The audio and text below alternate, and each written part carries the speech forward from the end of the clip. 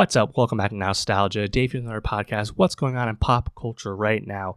This week, caught up on a ton of stuff, both old and new, as well as giving my 2026 Oscar predictions. In addition to that, talked about the new Denzel Curry album, Strictly for the Sycthe, the new Harry Styles album, Kisco, the new Pixar film, Hoppers, How to Make a Killing from A24, Formula One Drive to Survive Season 8, big one this week. Make sure you subscribe, youtube.com/nostalgiapod. Leave a comment, let me know it's good, and let's get into it. What's up? Welcome back to Nostalgia. Dave here with a review of Harry Styles' fourth album, Kiss All the Time, Disco Occasionally, or Kisco for short. Harry Styles back with his first album in nearly 4 years since Harry's House came out in the beginning of 2022. That album, of course, was a surprise Album of the Year winner at the Grammys that year.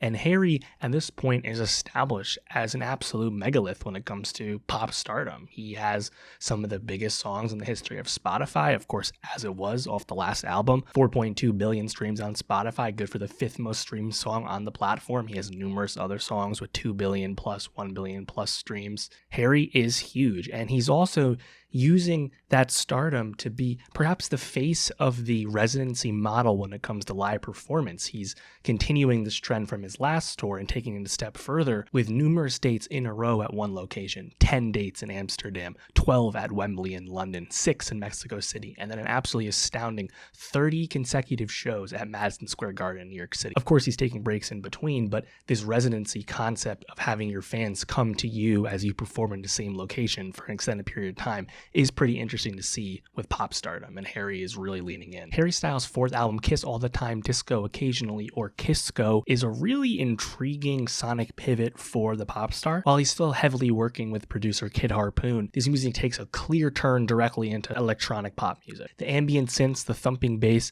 there is a groove to this music that Harry just never had. Harry is also vocally a lot more interesting on this album just because there's some variety here. Some of his most energetic and up-tempo vocals are present on Kisco. I'm not sure if any of these songs will reach the massive streaming highs that his past songs have, but to me there's just a lot more creative decisions going on with this album, and I find that a lot more interesting. I love a song like Ready, Set, Go. That melody is very sticky, very groovy track overall. Season 2, Weight Loss, has my favorite chorus on the whole album. Dance No More, probably the catchiest song of the bunch. Harry surprised me with this one. And I do find it cool that after, waiting and close to 4 years, pretty significant wait here given he just won Album of the Year with the last record, that there is a bit of a shift here. And is this like a massive pop shift in terms of the greater pop landscape? Not necessarily, but it's definitely a shift for Harry Styles. I think Harry Styles, his songwriting style was definitely pretty in vogue. Like, he has a lot of peers in the pop space at this point, whether you think of like McGee, Benson Boone, the style of songwriting, Alex Warren as of last year, right? There's people doing stuff like this, but to then bring in this electronic undertone, nodding to like his British peers, the 1975, for example, to me, it just adds a little bit more substance to him. I've never been a massive Harry fan on the album front. I've definitely liked songs here and there. To me, my favorite Harry song has remained Lights Up from the first album. When I've heard stuff find great success like Watermelon Sugar that I thought was just incredibly bland and vanilla, I was getting disappointed. I definitely thought Harry's House was a step in the right direction. I think songwriting wise, put the pop in the cinema. I think there was some good stuff there. Jumping right into that first track, Aperture, you have this ambient synth right away, kind of this light bass drum, and that different production style, that different vibe is immediately present. And I love the way that that bass tempo really sits in because it just comes across as new for Harry to me. And I like the way the beat, builds more layers. And then Harry's vocals, I think they're really matching how that beat sounds, especially as he gets more energetic with his vocals as the beat gets more layered. Pretty cool. American Girls, you have that snare bass really thumping after a softer start. And Harry, again, lets it out vocally a little bit more as the song progresses. Ready, Set, Go, as I mentioned, love the bass line. I love the way the snares come in. There's a little synthesizer in the background as well. It sounds cool. Much stickier melody in the first two tracks. The vocals, they have this like reverb touch at the beginning of every note, which was quite cool to me. I think the bridge, the roar vocals dive into this like distorted effect, which again, not something I'd expect from Harry. And then you have this like pretty eclectic beat breakdown. Cool song, again, kind of involved and different from what he's really done. Are You Listening Yet? You have these hard drums, cool tempo, pretty solid. Taste Back Did you get your taste back? Love that hook. I think the vocals, though, a bit mellower again. He kind of goes up and down. I think like vibe wise, like song to song, there's definitely a ride the wave feel to listening to this. But the faster drums are still pretty nice. The waiting game, just fine, pretty middling. Squeaky beat, I guess, kind of stood out to me. As I mentioned, season 2 Weight Loss has an absolutely mega chorus. Really great stuff there. Coming Up Roses, I love the way the strings are dancing. The song basically becomes completely orchestral out of nowhere, albeit it's a bit slower, a bit of a change from season 2 Weight Loss. Pop, funky bass line. I love the vocal effects on the chorus from Harry. Sounds great. Dance No More, as I mentioned, dope groove. Probably the catchiest song here. Hook is awesome. I love the DJ's Don't Dance No More call and response vocals with that like background vocal section. Excellent stuff. I think that song's really catchy. Paint by Numbers, songwriting wise, the most direct references to the Olivia Wilde romance, poignantly talking about being around her kids with Jason Sudeikis. Pretty illuminating, and also him being pretty frank with that kind of stuff. He usually is historically has been a bit more vague and above the fold with his like references to his personal life with his music. So that's a bit of a change here. And the last song, Carla's song, you have those up-tempo drums again. I think vocally was just a bit plain, kind of a middling outro for me. Harry, Kid Harpoon, like the vision for this, it's pretty cool, man. Again, he's not like painting new ground in pop, but it's new ground for him. And that's still pretty cool given the status he has. I wouldn't call this a safe record from Harry in terms of what his fans expect from him, but I think it should be pretty well received, I have to imagine.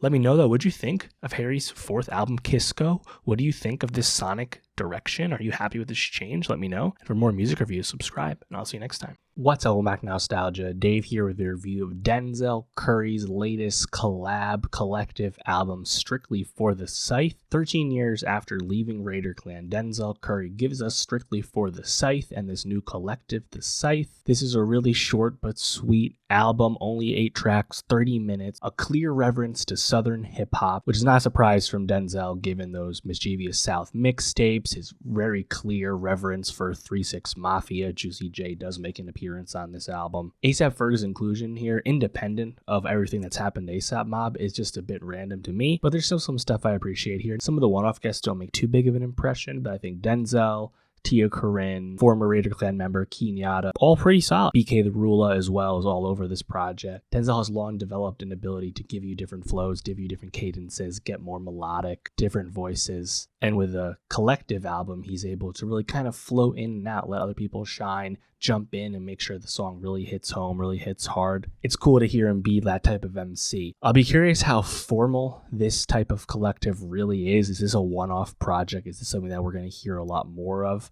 Hard to really tell, but even if this is the last we get of it, still pretty cool given we don't really get a lot of stuff like this in rap these days. How many established figures are really making brand new collectives, 10 years into their career? It's not happening. And I mean, you think about like the heyday of rap collectors, right? Of course, my favorite era of being a hip hop fan, coming of age in the 2010s as like a real adult fan, Raider Clan into A$AP Mob and Odd Future and Beast Coast and Pro Era and Black Hippie and the reverence that TDE had as a label at the time, right? It just feels like such a bygone time, and there's, I guess, been moments that are more label driven, right? Dreamville, I guess, comes to mind and in that respect, but this hasn't really felt like a thing these days, I guess Playboy Cardi's Opium in a little bit. I guess also of note, the Chicago Save Money stuff with Chance the Rapper, Vic Mensa, all that. Point is, these things fizzle out, so I'm not going to get my hopes up here. That first song, The Sycthe, I love that hard bass, kind of like a classic Denzel hook, the way it sounds. Ferg with the, whoa ad-libs, also very reminiscent for him. I think Ferg's cadence on this is pretty great. He rides the beat quite well. I guess you can kind of compare Ferg and Curry's versatility to each other, right? Given they both kind of, I guess, branched out in similar ways, making a lot of noise for making a lot of Southern indebted hip hop, and then becoming a bit more of all-rounder, versatile, vocal talent as they grew up. Not sure I ever really put that together, frankly. Litifact, this is really all BK the Ruler. Big impression from her. I love her voice, particularly on this song. I do find the hook a bit repetitive as it goes. Laser Dim jumps in, kind of doing like a Drakeo impression, honestly. I think Denzel, though, comes in, saves the song from really fading out. Really fun flow switch up as well in his verse. Phony, Denzel kind of at a higher pitch, almost like Kamaya vibes in terms of that vocal sound. Juicy J, perfect for this beat. Sounds great. It's very southern, very 3/6. I think Denzel also very energetic at the end in that verse. Sounds really nice. Mutt That Bit, probably my favorite song here. I love the bass. I love those chant vocals. I think Denzel is really branching out vocally on a song like this. And then you have 1900 Rugrat with a awesome feature. It really complements the song. There's all those different registers from Denzel. I think the Rugrat feature just really, really glides over the beat. It's really cool. Hoopty, definitely a vibe switch given Smino's appearance here. Like this kind of squeakier, wound up sound to the song. You Ain't Gotta Lie, probably my least favorite song here. I mean, the 4/5/4 melodic feature over like almost like a break beat just feels really out of place. Lud Tyler also doesn't really do anything for me here. Tan, this is BK the Rula again. It's actually a remix to her song from 2022, now with a Tia Corinne feature. Honestly, her voice kind of reminds me of like a vintage, like Made in Tokyo feature. Not someone I've heard of or thought of in several years, of course, but I immediately got brought back to that, Uber Everywhere days. And then the last song, Up, also kind of middling, Rich the Kid feature kind of comes and goes for me. Ferg's flow is pretty bouncy though. So yeah, I mean, like this to me is just cool for its novelty. I'm not going to really necessarily run back a ton of these songs like that. I'm not going to think of these songs the way I think of the best work from Denzel or the best work from Ferg, of course. So I'm just kind of happy that like a collective project came to be at this point. And I'm really just curious now about if this continues, given the history of things like this not usually continuing. So yeah, let me know. What did you think of Strictly for the Sycthe from Denzel Curry and his new collective, The Sycthe? And for more rap reviews, subscribe, and I'll see you next time. What's up, welcome back to Nostalgia. Dave here with a review of Formula One Drive to Survive Season 8, out in full on Netflix, of course. Drive to Survive has become quite routine for F1 fans at this point, releasing the week before the next F1 season in real life takes place. And Season 8 comes at a interesting place because it feels like such a weird retrospective to watch, given everything that's been going on with the 2026 season and the lead up to it with these new regulations and all these changes to the sport. Ultimately, I still find Drive to Survive to be an effective, sports docuseries, but it's certainly more interesting to the casual or nascent fan of the sport. If you're a hardcore fan of F1, if you watch F1 every weekend and really pay attention to it, there's not a whole lot to really glean from this. More than anything, I watch it now trying to see what things got left out or ignored or not given enough importance to the series. And I find like the production and concept of creating the show, I think, more interesting than watching it itself at this point. This is the 8th season. They know what they're doing. And this is far from the worst season of the show. I think they did a broadly fine job, but I do think there's just points of emphasis that Drive to Survive just does not narrow down. There's negativity about individuals or organizations that the show just doesn't touch. And this is a show that relies on its access and its direct relationship with the sport and the leaders of the sport. So you understand why they kind of paint a lot of stuff with kid gloves, especially nowadays with the cat out of the bag about what Drive to Survive can do impact wise. So there's not a whole lot of like truly illuminating things here. And I think a lot of things get sanded down, unfortunately, on the show nowadays. I just took a bunch of notes throughout each episode. I think my biggest like quibble with things they kind of ignored is they just did not, to me, really hamper down enough on McLaren's choke, where they let Max back into the title fight. I mean, this is the central conceit of the last episode of DTS, but they really needed to talk about what happened to Oscar Piastri. Piastri having, 4 fifth places in a row plus a DNF in that 5-race span. That goes completely unremarked upon. They don't really tell you how Max got back into the title fight. They don't drill down on how McLaren continued to mess up and F up. It was not just those last 2 races. Operationally, everything they were doing, and Piastri's just complete fall off, starting in Baku. They talk about it, but I think they really need to nail down on what happened there, and they just don't. and I was disappointed. I also wish they would have done a better job of kind of closing the loop on what happened with Yuki Tsunoda, right? They show you Lawson losing the seat after 2 races and how kind of unfair that was. Contrast that with what happened to Jack Doohan losing his seat quite quickly as well. But they don't tell you that Yuki also basically struggled the whole season and that there was complete consensus in the F1 community that the Red Bull second seat, the second car at Red Bull Racing, is the problem more so than anyone driving said car. They kind of ignored something like that. It reminds me of things they ignored about Red Bull in the past, right? The whole beef between Perez and Verstappen following the Monaco crash a few years ago. They just completely pretended that did not happen that season of DTS. It's a common theme. They also kind of just hand wave Ferrari being disappointing last year and the drivers not being happy with their performance.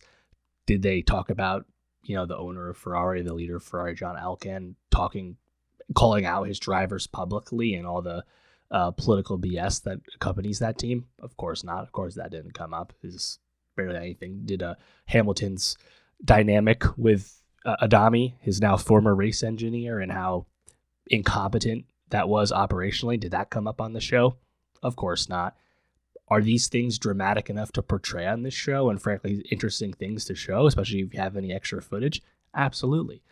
I think they did a good job of telling the Verstappen story this season as best they could, given that he does not participate on the show. They used footage of him at press conferences and audio that he gave in press settings and playing it over other footage as well. I think they did a pretty good job about navigating around the fact that Max is just lame and doesn't talk to the press about things he doesn't have to. And it's frustrating, I think, to have him not participate on the show just because he is someone who's outspoken and not afraid to speak his mind. It'd be cool if he did that on the show, because once in a while you do get like cool tidbits and from various people. I think Flavio Briatore, of course not the leader of Alpine, and all his sleazy scumbagness, isn't afraid to be kind of open and frank about how he operates. And I think the Alpine episode this year was pretty good, and how harshly Jack Doohan was treated in the introduction of Franco Colapinto and all those things. And did this show ever do a good enough job at really highlighting why Briatore was banned from the sport when he first joined the show last year? No. Have they ever talked about Briatore's relationship with Alpine and the fact that Alpine's going to be sold? No.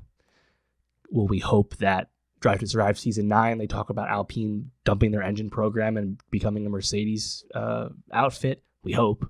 But all these things, there's just notes, right? I think they did a pretty good job with Kimi Antonelli, right? Young driver. Frankly, there's a lot of rookie stuff you could have done. You could have given more time to Gabriel Bortoletto, right? It was cool to get the Sauber episode, right? Jonathan Wheatley, a new face on the show. Hulkenberg getting that first podium. Liked that. Like the Williams episode with, Williams kind of a good arc over the course of this series, right? With Sainz getting that first podium for the team in, what was it, 8 years, whatever it was, right? Since was it Bottas, Massa, whoever the last podium was. They did not mention that Sainz actually got a second podium towards the end of the year as well, completely unremarked upon. You see him at a press conference later on in the series. You have to understand that's what you're seeing, but I think they could have found a way to squeeze in the fact that he got a second podium as well, which was equally spellbinding, frankly, but that didn't come up. Isaac Hadjar had a podium last year as a rookie, as a driver of a Racing Bull V-Car.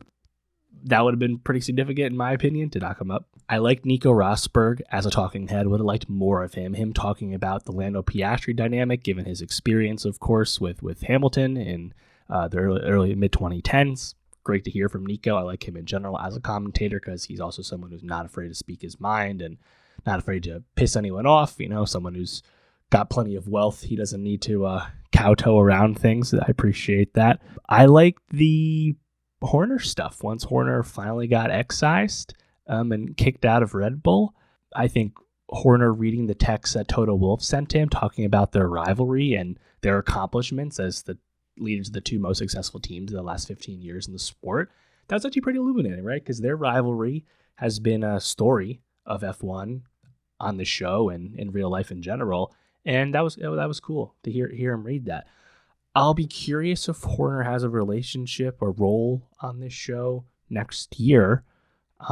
Maybe that'll be dependent on if he officially, formally gets back on the grid, perhaps in a Aston Martin role or with another team. There's a lot of like ownership type stakes about thoughts about what could happen with Horner. Could he be involved in whatever group buys Alpine?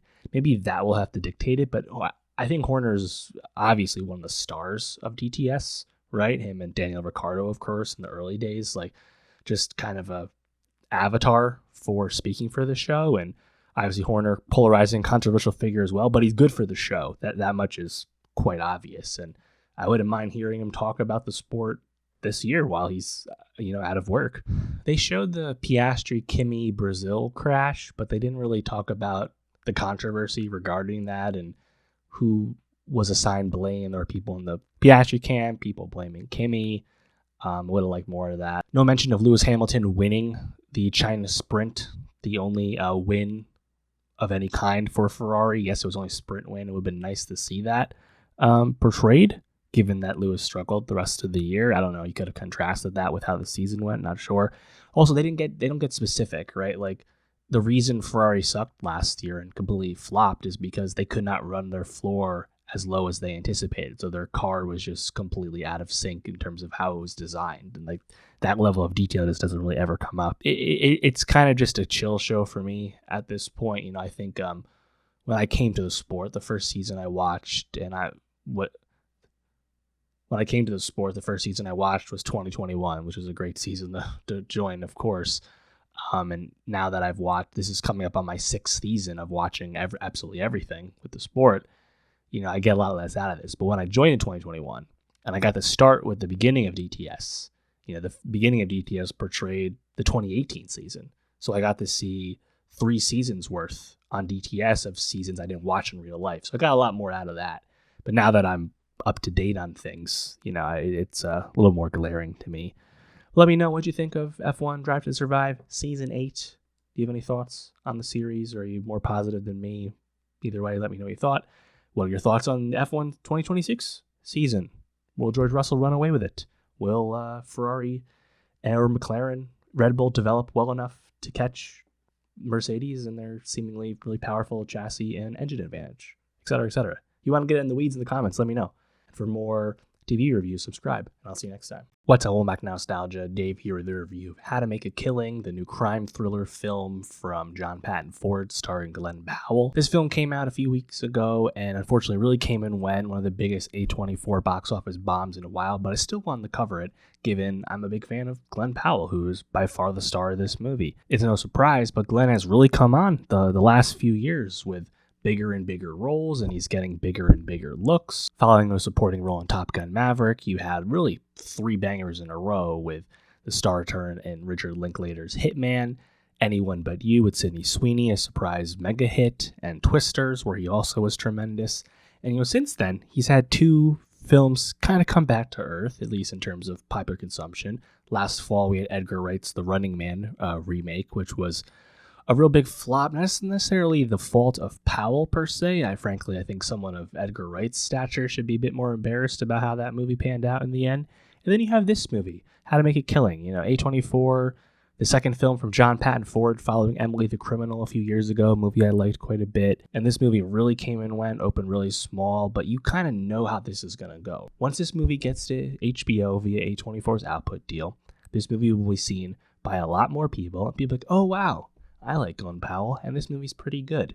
And you'll be once again wondering why this movie didn't work at the theaters. Despite its box office rejection, I enjoyed How to Make a Killing because it's a great use of Glenn Powell's core talent as a charming leading man. The concept of a family exile killing off the inheritors in the way of a massive inheritance is a very amusing premise. The first hour of this movie is the best part as Powell's Red Fellow is killing off his various family members. The wry tone and black comedy of the story really works in this part. I do think the film runs out of steam in its back third, and there is a framing device from the very beginning of the movie that kind of telegraphs a lot of the storytelling. Nevertheless, I enjoyed Powell, and it has a pretty stacked ensemble cast. I thought Jessica Henwick did a lot with a little as the love interest in the movie. Also good stuff from Zach Woods, Topher Grace, Bill Camp, Ed Harris. I don't think anyone would really hold this one against Powell too much, and he actually has the new J.J. Abrams film, The Great Beyond, coming up in November, which I think will get a lot more attention than How to Make a Killing ended up doing. Unfortunate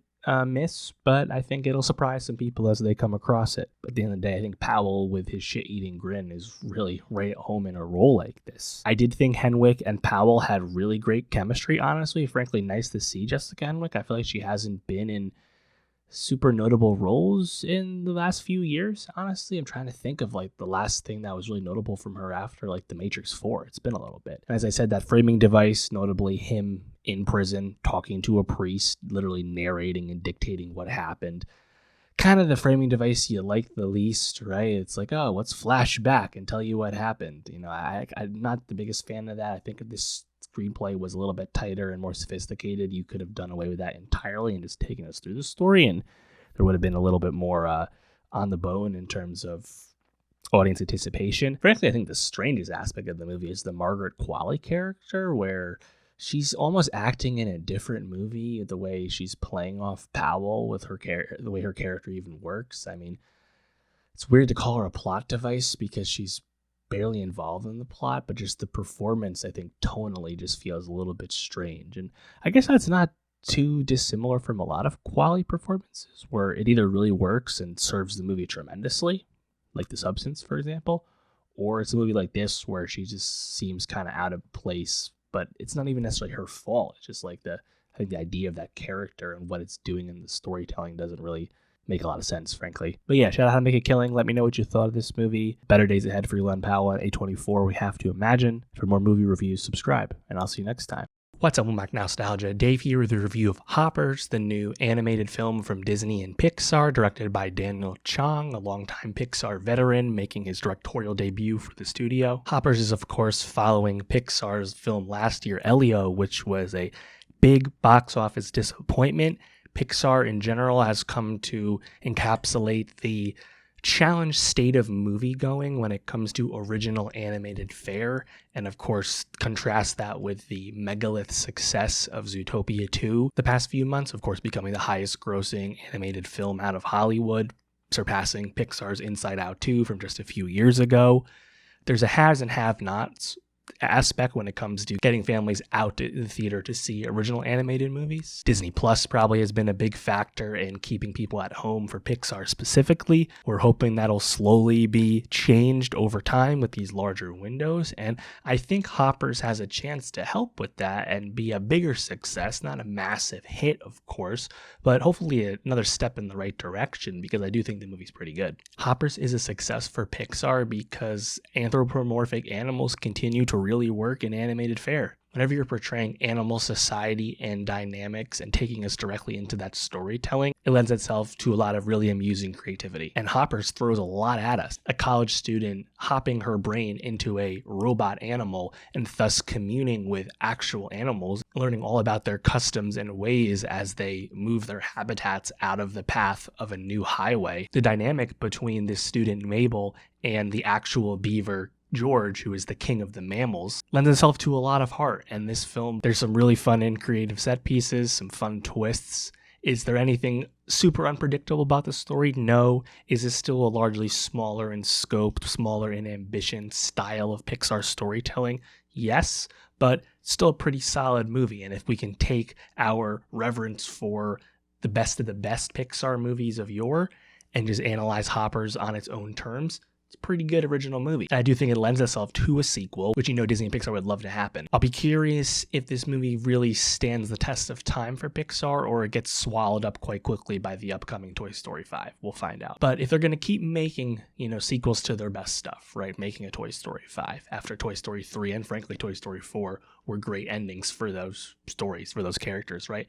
If they're going to do those because they know they're going to print money, then it's good. It's exciting and at least welcome that they're going to fund original stuff, right? And make Hoppers and have, a Pixar veteran make his first movie with Hoppers. Like that's welcome, right? I think Pixar has been kind of going back and forth, right? They've made a lot of original stuff recently.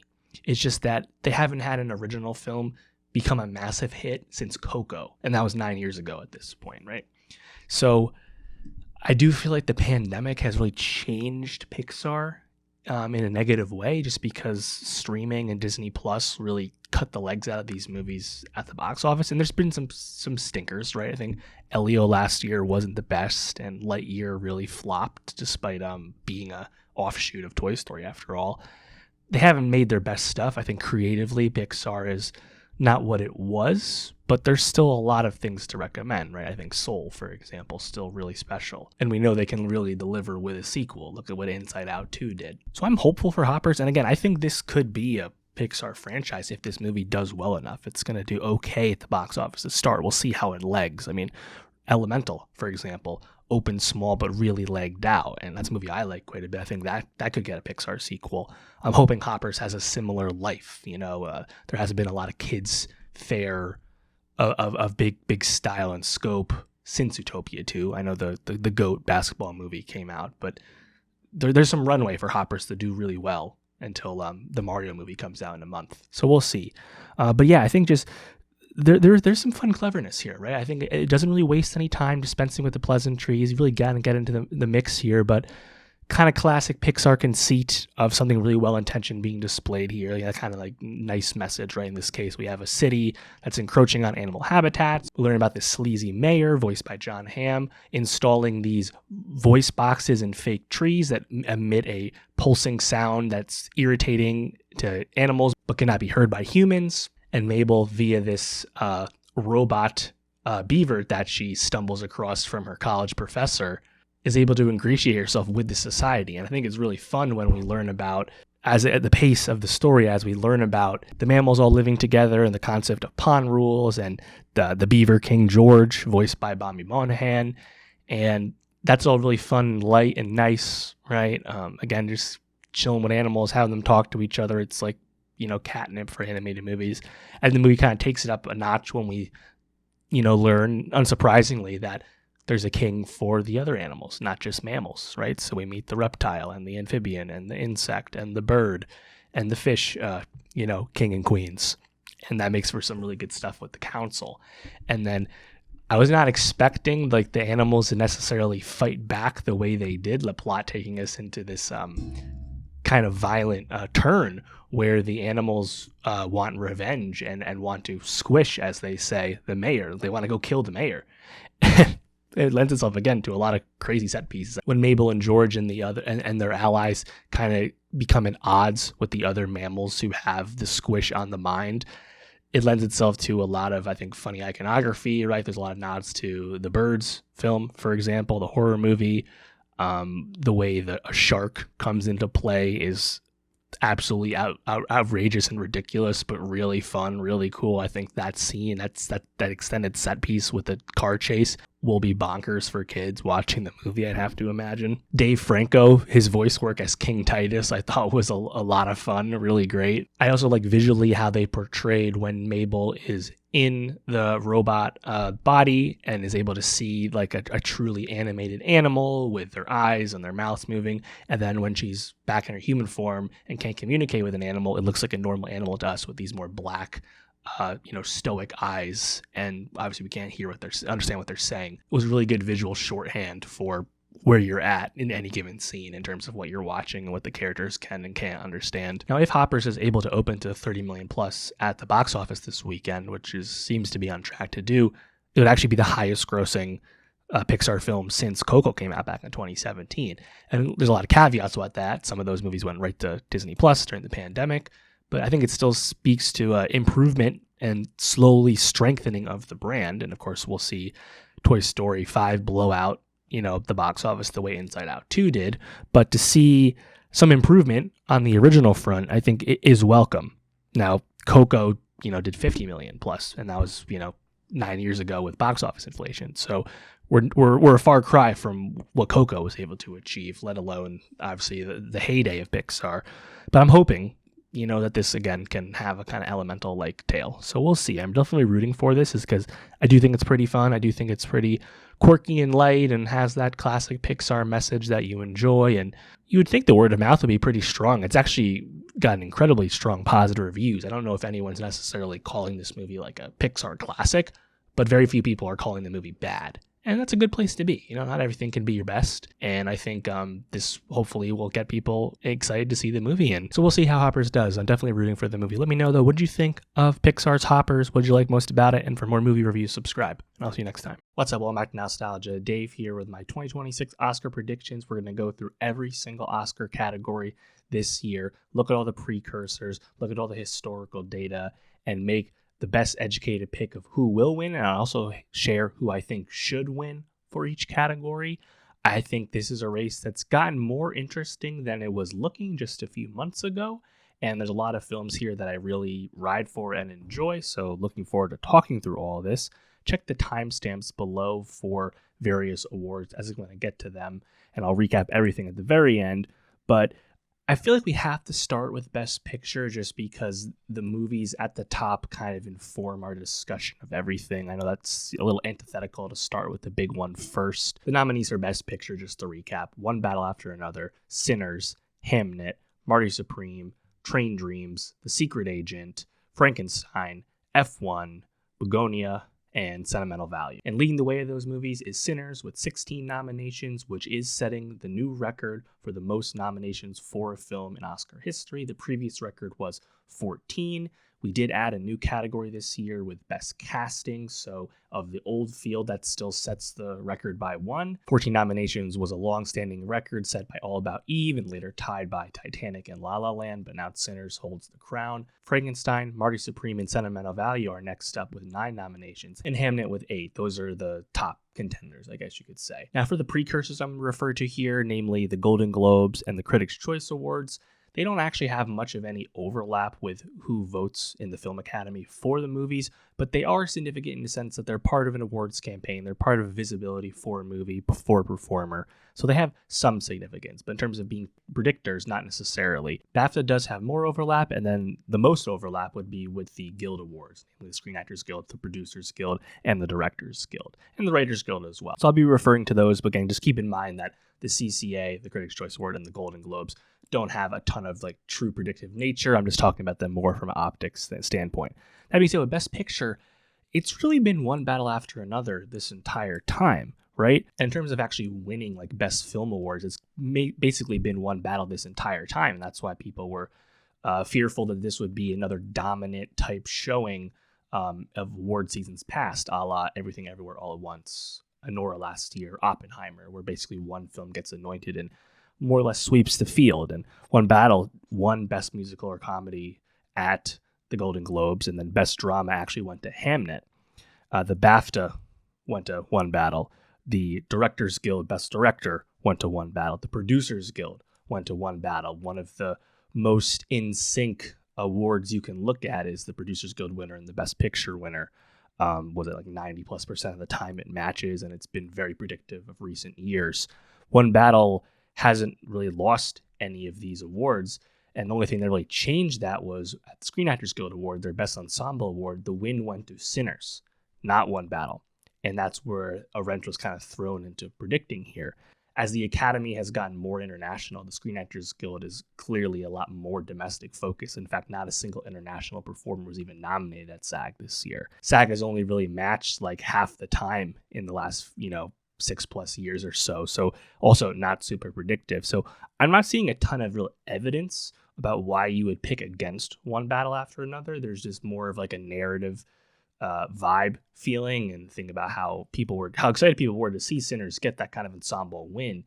Have the tea leaves shifted. I'm not really ready to shift that. In fact, I'm going to pick One Battle After Another to win, nevertheless.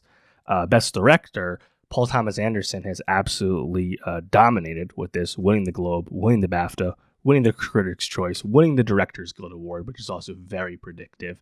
PTA, previously 0 for 11 as a nominee, including director nominations.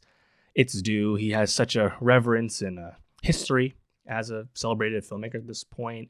The narrative just makes a lot of sense. I think the only person who could really challenge him would be Ryan Coogler for Sinners, and Coogler has a lot of fans and adoration for him, but he's also younger than PTA. You have to imagine his time will come in the future. Chloe Zhao from Hamnet previously did win for Nomadland. Can't completely rule that out, but I'm just not seeing it. Hamnet only getting 8 nominations, good for fifth or sixth place, whatever the math was there.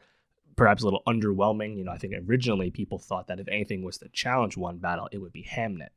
And then Hamnet never really happened for that movie, and Sinners was the one that kind of roared up to take that prize and get all those, overwhelming amount of nominations, a bit surprisingly. And then Josh Safdie's nominated for Marty Supreme, Joachim Trier for Sentimental Value, both well liked, but don't see it there. So Best Director, I think, is a lock of lock for PTA for sure. Then moving on to Actor. So Best Actor has also got quite interesting. This is perhaps the most intriguing race of all, because again, a few months ago, people thought, oh, Timothée Chalamet, he's going to win for Marty Supreme. The charm offensive, the campaign is intelligent, and it's going off without a hitch thus far. If anyone is to challenge him, it would be Leonardo DiCaprio from one battle after another. And it actually seems like that's not the case at all, and Timmy has perhaps pulled back. The favorite to win Best Actor now is none other than Michael B. Jordan from Sinners. And Michael B. Jordan has become the favorite after winning at SAG, but if you look at the other categories here, Chalamet won Best Musical or Comedy at the Globes. Wagner Moura for The Secret Agent, who was also nominated for the Oscar, won the Globe for Drama. Robert Aramayo for I Swear, the British film, won at the BAFTA. That film is not yet released in the States, coming out next month. So that kind of didn't give a data point, basically, because someone else who's not nominated for the Oscar won instead. The Critics' Choice also went to Chalamet. So it's one of the years where there's as little data as any. At this point, I'd probably put Wagner Moura over Leo in that third place spot. Secret Agent, Brazilian film, has a lot of fans, nominated for Best International Feature Film. We'll talk about that in a second. Would it be completely shocking if Moura won? I don't think so. I'm not going to predict it, but I could at least see the world where that happened. I don't think Ethan Hawke for Richard Linklater's Blue Moon is possible. So in terms of the call here, the betting favorite is Michael B. I'm going to stick with my Chalamet pick. I think a big part of the narrative turn talk, so to speak, has been that Chalamet kind of put his foot in his mouth at least a little bit, or taken out of context, however you want to frame it, regarding his comments on ballet and opera and things like that. Well, that actually happened after the voting was closed. So that had no bearing at all on how he was going to do. And as I said before, SAG has become a lot less predictive. So will Michael B's win there get him over the top? It's hard to say.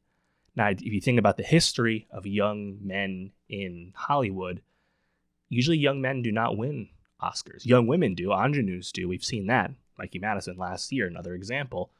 But young men usually have to wait, right? It took Leo 5 nominations. It took Dustin Hoffman many nominations. This is a common thing. Al Pacino, of course, most famously, right, with Son of a Woman.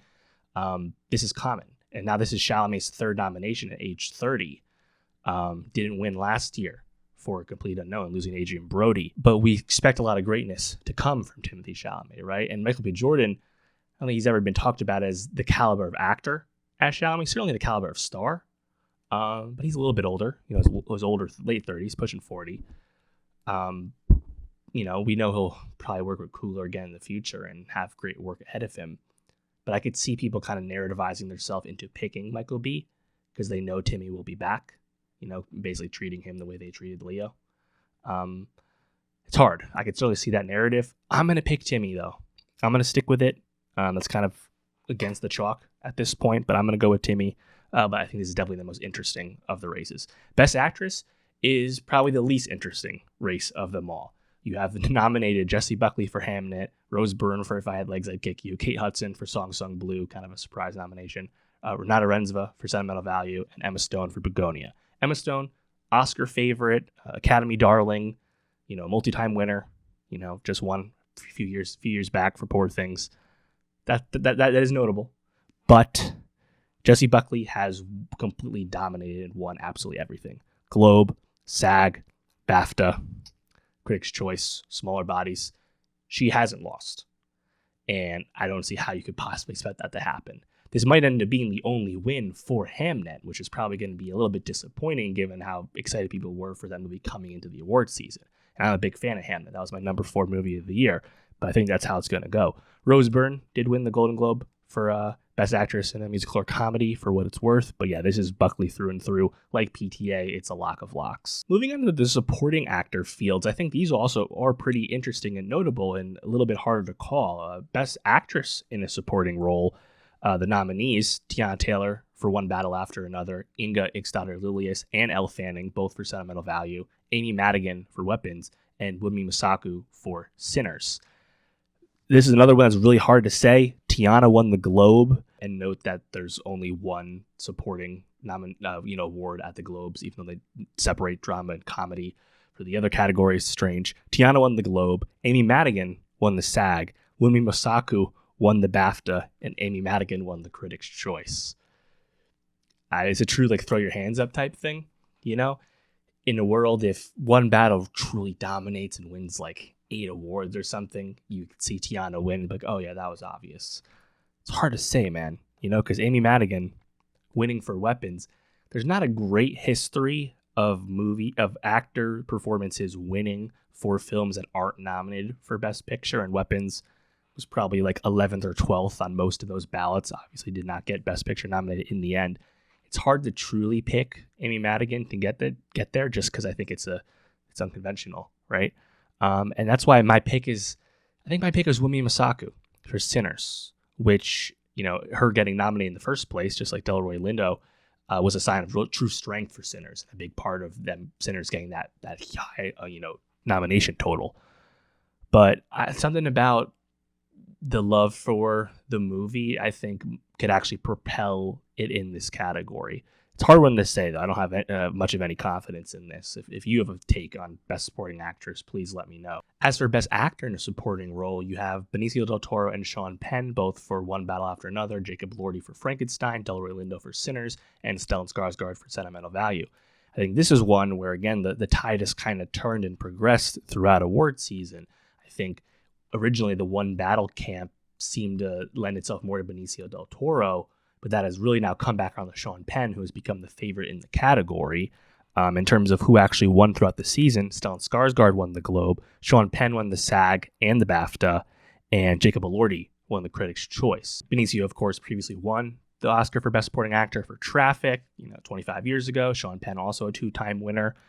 Stellan Skarsgård, though, long career in the 70s at this point, well-regarded, well-liked, has not won an Oscar before. I'm rooting hard for Stellan to get that win. Of course, I love Penn as Colonel Lockjaw. I love Benicio as Sensei. I think they're both tremendous. And all of these are super worthy. Delroy Lindo, great as Sinners. Awesome to see that nomination. I think Elordi also impressed a lot of us with what he did with Frankenstein and really brought something new to such an old and established character. That being said, I really want to see Stellan win. Part of it for me is this is also a soft acknowledgement of Andor being snubbed and his role as Luthen on Andor never getting recognized by the Emmys. Obviously, that doesn't actually factor in here, but that's how I'm headcanoning it. And yeah, I'm pulling for Stellan. I think Sentimental Value did have a strong nomination total overall. I think it's well within the realm of possibility. I think Penn does make sense as the favorite at this stage with the SAG BAFTA double and his previous history.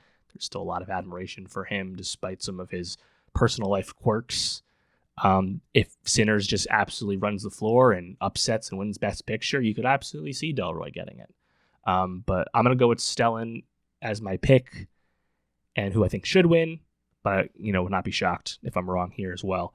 The screenplay categories, original screenplay and adapted screenplay, are also two incredibly boring, easy ones because they've been won by the same two movies each time. Sinners has won Best Original Screenplay all season, and One Battle After Another has won Best Adapted Screenplay all season. Of course, adapting Thomas Pynchon's Vineland.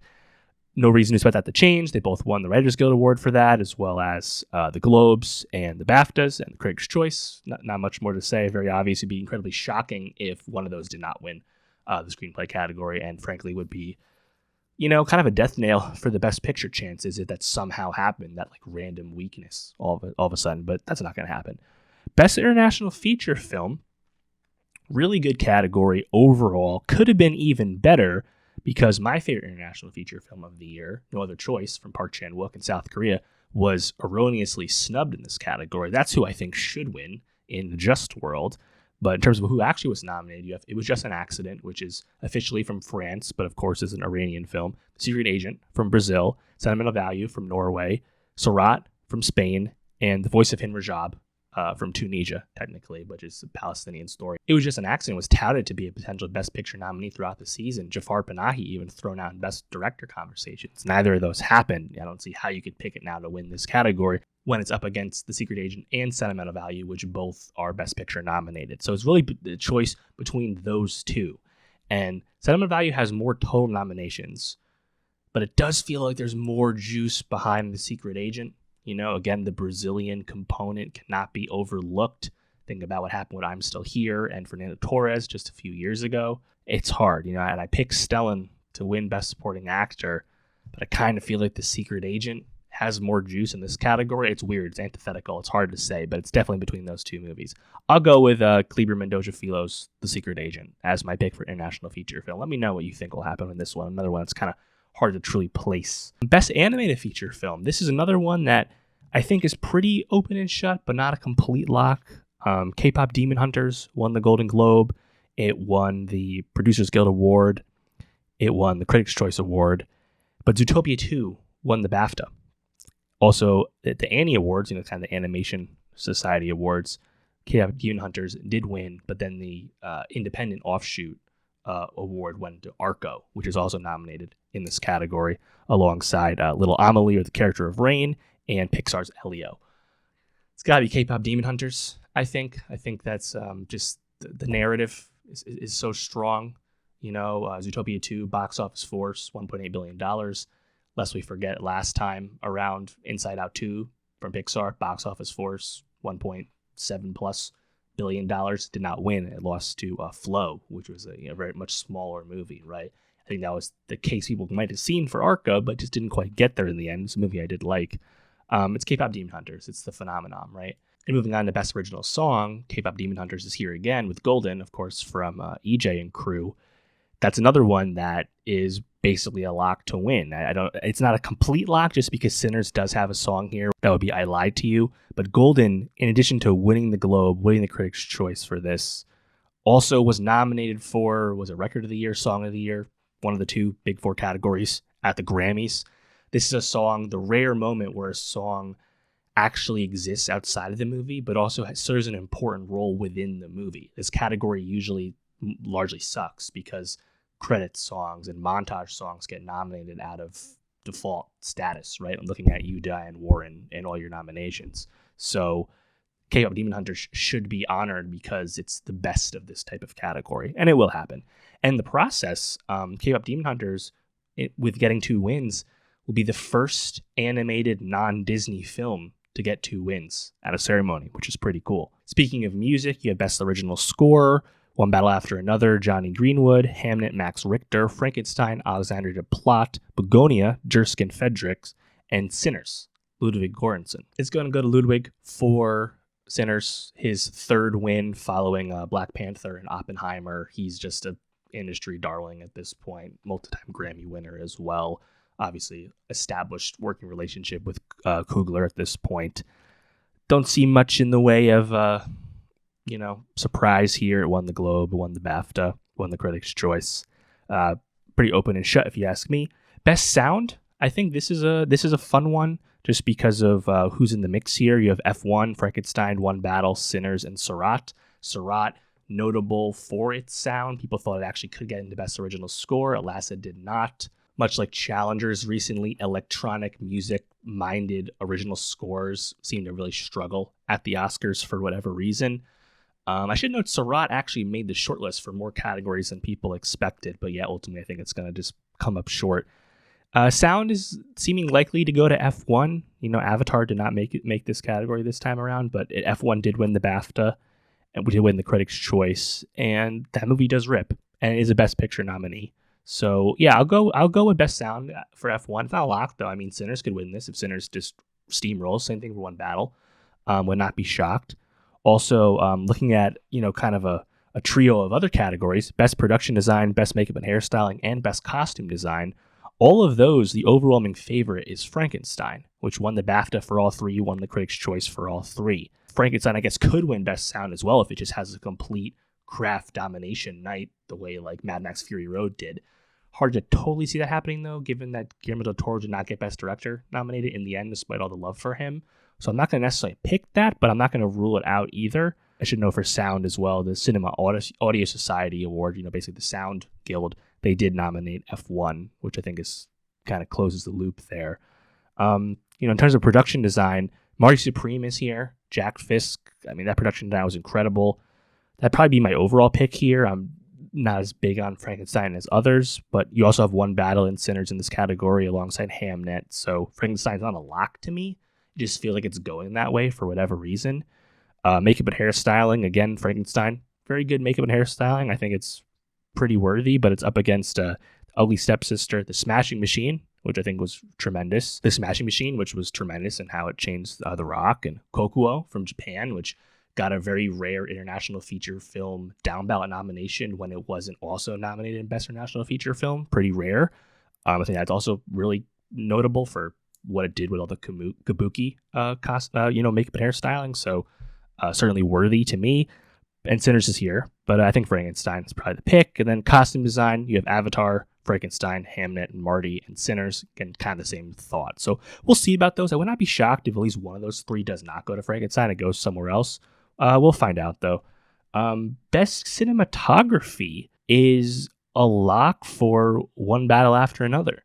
Won the BAFTA, won the American Society of Cinematographers, the ASC. It won the BSC, the British Society of Cinematographers as well. Michael Bauman is going to win for Best Cinematography. He is up against Darius Kanji for Marty Supreme, Dan Loudston for Frankenstein, Autumn Durald Arkapaw for Sinners, and Adolfo Veloso for Train Dreams. I should shout out Train Dreams, which is almost certainly going to get blanked at the Oscars, but Train Dreams was shot digitally and looks absolutely sumptuous and incredible. Frankly, you would think that movie was shot in film in some way. It was not. Worth kudos there. Certainly a worthy nomination. I think what Autumn Durald Arkapaw did with Sinners in terms of, listen to her talk about the lenses and how that was really made, make a lot of sense. One Battle, though, was a VistaVision movie. VistaVision's kind of in vogue at the moment, but the movie looks absolutely insane when you see it in that intended format, so can't really quibble there. Best visual effects, Avatar 3, Avatar Fire and Ash won the BAFTA. It won the Critics' Choice. It won the Visual Effects Society as well. Not really surprising. The Avatar movies have won these the last two times, and they are incredibly justified. They're up against F1, Jurassic World Rebirth, The Lost Bus for Paul Greengrass, and Sinners. Could Sinners win this? Could F1 win this? Yes. Avatar is not as strong this year as it was with The Way of Water. Of course, not getting into Best Picture this time around, but I think Fire and Ash has it pretty locked and shut, honestly, and it's very just in my opinion. Best film editing, of course, a classic, down ballot predictor for who wins Best Picture. In the end, you have your off year where something like Ford vs. Ferrari wins the category, but usually whoever wins Best Film Editing also wins Best Picture. Nominated, you have the top movies: Sentimental Value, Marty Supreme, Sinners, F1, and One Battle After Another. F1 could be the Ford vs. Ferrari, not just because it's another motorsport movie, but because it's that kind of technical masterclass. The editing in particular is one of the key reasons that movie is as successful as it is. Joseph Kosinski proved that with Top Gun Maverick. He did it again with F1. That's very true. Probably going to be Sinners or One Battle who actually wins this award. And because I'm picking One Battle to win Best Picture, I'll also pick it to win Best Film Editing, but just keep in note that it's not as locked in as it might seem. That said, One Battle did win the Ace Eddie Awards, the Editing Guild Award, so it's probably going that way. I think that lastly, that just leaves us with documentary feature, which is frankly one of the hardest to predict just in general, like every single year, because the documentary branch has been really hard to nail down in terms of what movies even make it through and get nominated off the short list. It's been very confusing over the years. The BAFTA was won by Mr. Nobody Against Putin, which is nominated for the Oscar. The Golden Globe went to The $6 Billion Man, the Julian Assange doc, which was not nominated for the Oscar. The Directors Guild awarded Mitsali Chernov for 200 Meters to Androika, the Ukraine documentary. Of course, he was the director behind 20 Days in Mariupol, which won the Oscar a few years back. But for some reason, his follow-up film was not nominated for the Oscars. So as a result, you have two key predictors, two key moments of data anyway, for films that weren't even nominated for Oscars, right? So that gives you Mr. Nobody Against Putin with the BAFTA, And then the Critics' Choice Award went to The Perfect Neighbor. I'm just going to pick The Perfect Neighbor to win because it's the Netflix pick. It's probably the most widely seen of these, but it's really hard to have any confidence with this category at this point. I was hoping the Seymour Hersh, also Netflix doc, Cover Up would get nominated. That was from Laura Poitras, previous winner in this category at the Oscars, but that didn't even get through. So hard to have much confidence there, but we'll go with The Perfect Neighbor. And then lastly, that leaves us with the 3 short categories, which I'll be honest, I'm just going to tell you who the favorites are. I don't have any insight on those awards. I don't really care for the shorts as categories. Butterfly is a heavy favorite to win Best Animated Short. All the Empty Rooms is a heavy favorite to win Best Documentary Short. And then for Best Live Action Short, A Friend of Dorothy and Two People Exchanging Saliva are like kind of co-favorites to win that one. So take your pick there. I find those kind of out of place compared to the rest of the categories that have short films here. I know that's kind of a hot take to some, but that's where I'm at. Oh, I forgot. The new category, of course, Best Casting. Of course, brand new for the first time this year, which is an award for casting directors. The nominees are Sinners, Secret Agent, One Battle After Another, Marty Supreme, and Hamnet. All good nominations. I think Marty Supreme should win. You think about how deep that cast is, how digging in the crates that movie was in terms of familiar faces of non-famous people, but people that were known, internet fame, and there's a deep list of people in that movie, in addition to like just kind of nailing it at the top, right? With people like Odessa Azion and Marty, of course, Timmy, of course. But it seems like Sinners is the overwhelming favorite here, given that the closest analog we had to this category is, of course, the SAG Ensemble Award, which Sinners did win. One Battle could win this if it just dominates the night.